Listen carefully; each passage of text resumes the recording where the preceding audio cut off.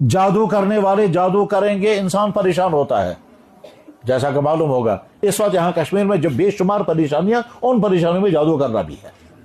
اور یاد رکھنا چاہیے جادو سیکھنا بھی حرام، اور جادو کرنے والا وہ تو ایمان سے نکل جاتا ہے، بلکہ ایمان سے بلکہ ہو سکتا ہے وہ مرتد ہو جائے۔ سخت ترین جرم ہے جادو سیکھنا کسی کو نقصان پہنچانے کے لیے، اور سخت ترین جرم ہے جادو کرنا کسی کو نقصان پہنچانے کے لیے، چاہے صحت، چاہے رشتہ، چاہے کاروبار، چاہے کسی بھی اعتبار سے جادو کیا جائے۔ اور اللہ نے تاثیر رکھی ہے، جیسے آگ میں تاثیر ہے، جیسے زہر میں تاثیر ہے، اسی طرح سے جادو میں بھی اللہ نے تاثیر رکھی ہے۔ چیزوں میں اچھے اور برے اثرات اللہ نے رکھے۔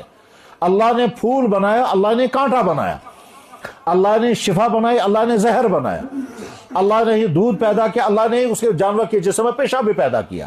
تمی خدایان کور جسمس میں ماز پد، تمی خدایان جسم میں کور میں خون پد۔ جانور کا گوشت حلال رکھا اور جانور کا خون حرام رکھا۔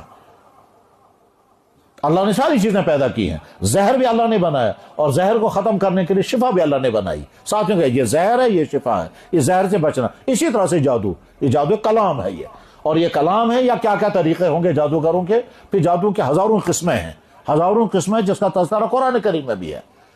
جادو سے بچنے کے لیے، جادوگروں کی جادو سے بچنے کے لیے جو آسان والی ترتیبیں ہیں، جو پہلے سٹیپ پر ہیں، وہ یہی ہیں: آیت الکرسی کا اہتمام، معوذتین کا اہتمام، ایک قدم اور آگے بڑھ کر کے منزل پڑھنی چاہیے۔